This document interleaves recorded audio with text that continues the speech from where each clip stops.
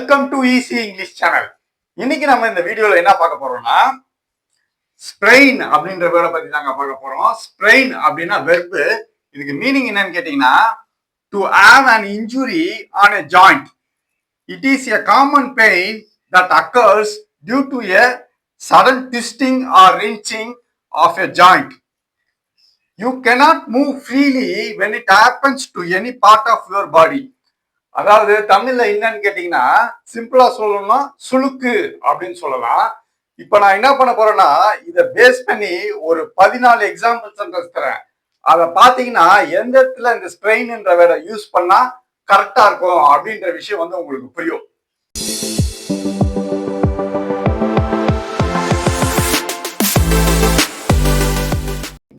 First பார்ப்போம். She stumbled and sprained an ankle. இந்த இடத்துல ஸ்டம்பிள் அப்படின்னா என்னன்னு கேட்டீங்கன்னா தடுக்கி கீழே விழுவுறது. அதுக்கப்புறம் இந்த இடத்துல ஆங்கிள் அப்படின்னா என்னன்னு கேட்டீங்கன்னா காலில் இந்த இடத்துக்கு பேர் தான் ஆங்கிள். அவ வந்து தடுக்கி கீழே விழுந்து ஆங்கிள்ல சுளுக்கு பிடிச்சிக்கிச்சு அப்படின்னு சொல்றாங்க. She stumbled and sprained an ankle. ரெண்டாவது பார்ப்போம். Vishnu sprained his hip while playing tennis. Vishnu வந்து டென்னிஸ் விளையாடும் போது அவன் இடுப்பு சுளுக்கு பிடிச்சிக்கிச்சு அப்படின்னு சொல்றாங்க. Vishnu sprained his hip while playing tennis. மூணாவது பார்ப்போம். I got my neck sprained while sleeping on the bed without pillow. தலகாணி இல்லாம தூங்குனதுனால என் கழுத்து வந்து சுளுக்கு பிடிச்சிக்கிச்சு அப்படின்னு சொல்றாங்க. I got my neck sprained while sleeping on the bed without pillow. நாலாவது பார்ப்போம். He continued to play in spite of his ankle sprain. அவனோட ஆங்கிள் சுளுக்கு பிடிச்சிருந்தாலும் அவன் வந்து தொடர்ந்து விளாண்டுட்டு இருக்கான் அப்படின்னு சொல்றாங்க.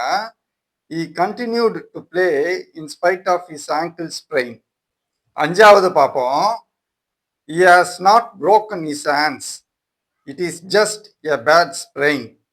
அவன் வந்து கையை உடைச்சிக்கல, இது வந்து சும்மா சுளுக்கு தான் அப்படின்னு சொல்றாங்க. He has not broken his hands.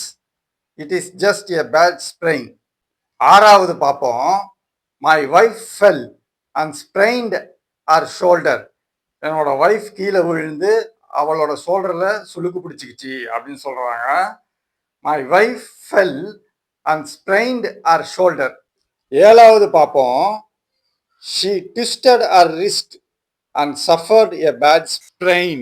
இந்த இடத்துல ரிஸ்ட்னா வாட்ச் கட்டுறோம் இல்லையா, அந்த இடத்துல தான் வந்து ரிஸ்ட்னு சொல்லுவாங்க. அவளோட ரிஸ்ட்டை வந்து ட்விஸ்ட் பண்ணனால அந்த இடத்துல அவளுக்கு சுளுக்கு பிடிச்சிக்கிச்சு அப்படின்னு சொல்றாங்க. She twisted her wrist and suffered a bad sprain. எட்டாவது பார்ப்போம். You will wake up with a sprained neck if you sleep in a awkward position. ஒரு மாதிரி ஏடா கூடமா படுத்து தூங்குனா எந்திரிக்கும் போது கழுத்துல சுளுக்கு பிடிச்சிக்கும் அப்படின்னு சொல்றாங்க. You will wake up with a sprained neck if you sleep in a awkward position. ஒன்பதாவது பார்ப்போம். A bad fall can easily sprain your hip or neck. கீழே விழுந்தா ஒன்று இடுப்பு சுளுக்கு பிடிச்சிக்கும், அப்படி இல்லைன்னா கழுத்து சுளுக்கு பிடிச்சிக்கும் அப்படின்னு சொல்றாங்க. A bad fall can easily sprain your hip or neck. பத்தாவது பார்ப்போம். His doctor confirmed it was a break, not a sprain. அவனோட டாக்டர் வந்து என்ன சொல்றாருன்னா இது வந்து சுளுக்கு கிடையாது, இது வந்து உடஞ்சிருச்சு, it was a break அப்படின்னு சொல்றாரு. His doctor confirmed it was a break, not a sprain. 11வது பார்ப்போம். The sprain made his elbow swell up. இந்த இடத்துல swell up அப்படின்னா வீங்கிறது. அவனோட எல்போ வந்து சுளுக்கு பிடிச்சிக்கிட்டனால அந்த இடம் வீங்கிருச்சு அப்படின்னு சொல்றாங்க. The sprain made his elbow swell up. 12வது பார்ப்போம். How did you sprain your knee. இந்த இடத்துல நீ அப்படின்னா என்னன்னு கேட்டீங்கன்னா கால் முட்டி. உன்னோட கால் முட்டி வந்து எப்படி சுளுக்கு பிடிச்சிக்கிச்சு அப்படின்னு கேட்குறாங்க. How did you sprain your knee. 13வது பார்ப்போம்.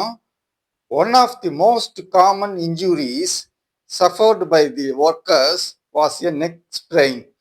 கழுத்து சுளுக்குன்றது காமனா எல்லா தொழிலாளர்களுக்கும் வரக்கூடிய ஒரு விஷயம் அப்படின்னு சொல்றாங்க.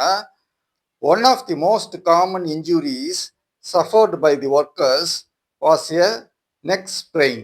14வது பார்ப்போம். If you do exercise daily then you won't get any sprain on your body.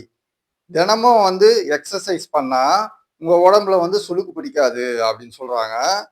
If you do exercise daily then you won't get any sprain on your body. Sprain அப்படின்ற வேர்டை பத்தி பாத்தீங்க, கூடவே எக்ஸாம்பிள் சென்டென்ஸையும் பாத்தீங்க.